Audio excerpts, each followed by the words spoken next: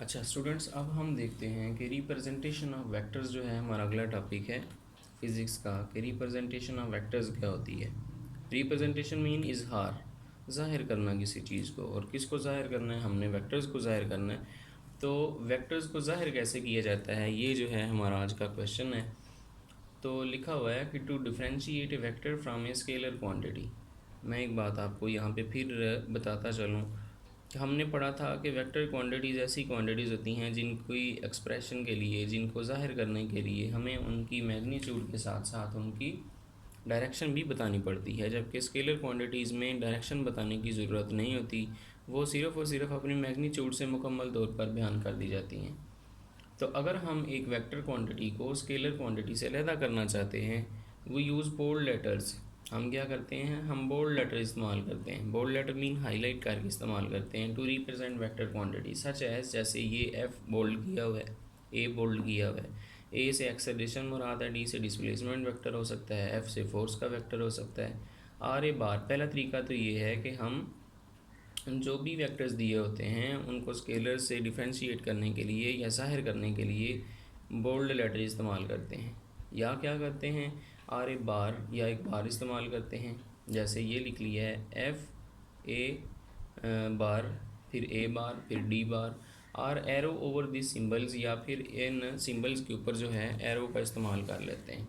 Arrows का इस्तेमाल कर लेते हैं, जैसे एफ जो है उसके ऊपर एरो, ए जो है उसके ऊपर एरो, और फिर डी डिस्प्लेसमेंट का वेक्टर जो है इसके ऊपर भी एरो लगा लेते हैं। तो इस तरह से हम वेक्टर जो है उनको ज़ाहिर कर सकते हैं, जनरली जो तरीका इस्तेमाल किया जाता है। एक दूसरा तरीका भी है जिसके बारे में हम अभी डिस्कस करते हैं, और वो तरीका है ग्राफिकली। मतलब ये हुआ कि हम ग्राफिकली वेक्टर को कैसे ज़ाहिर कर सकते हैं। तो किसी भी वेक्टर को ग्राफिकली ज़ाहिर करने के लिए a line segment with an arrow head, सबसे पहले हमने क्या करना है कि एक लाइन सेगमेंट जो है वो ड्रा कर लेनी है। फॉर एग्ज़ाम्पल ये एक लाइन सेगमेंट जो है ड्रा कर लिया है, ये ए पॉइंट है और एंड पॉइंट जो है इसका वो बी है। तो फिगर में आप देख सकते हैं कि एक लाइन सेगमेंट ए बी जो है मैंने ड्रा कर दिया है, जबकि इसका दूसरा सिरा जो होगा यानी एंड पॉइंट, उसके ऊपर हम एक एरो हेड लगा देते हैं। अब ये एक एरो जो है वो बन गया है और बी पॉइंट जो है उसके ऊपर हेड बन गया है।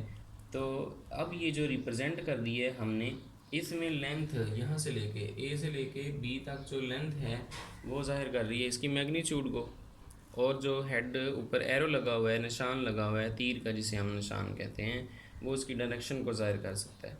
तो इसलिए ग्राफिकली वेक्टर को ज़ाहिर करने के लिए हम ए से बी तक जो है एक लाइन सेगमेंट ड्रा करेंगे जो कि मैग्नीट्यूड होगी, और एरो जो होगा वो फिर पर उसकी डायरेक्शन को ज़ाहिर करेगा। तो ये दो तरीके हैं किसी भी वेक्टर की रिप्रेजेंटेशन के लिए।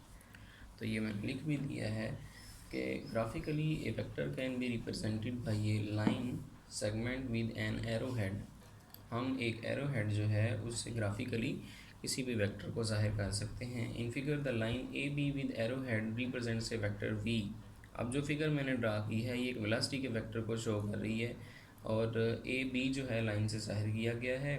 The length of line A B gives the magnitude of the vector. ये जो लेंथ ए बी है ये मैग्नीट्यूड को शो कर रही है, while the direction of line from A to B gives the direction of vector V. जबकि जो एरो ऊपर नज़र आ रहा है ए से लेकर बी तक का, वो पूरे वेक्टर की डायरेक्शन को ज़ाहिर करता है। तो ये थे आज हमारे रिप्रेजेंटेशन ऑफ वेक्टर्स के। बेसिकली हमने इसमें पढ़ा कि वेक्टर को ज़ाहिर करने के जो हैं वो मुख्तलिफ़ तरीके हो सकते हैं।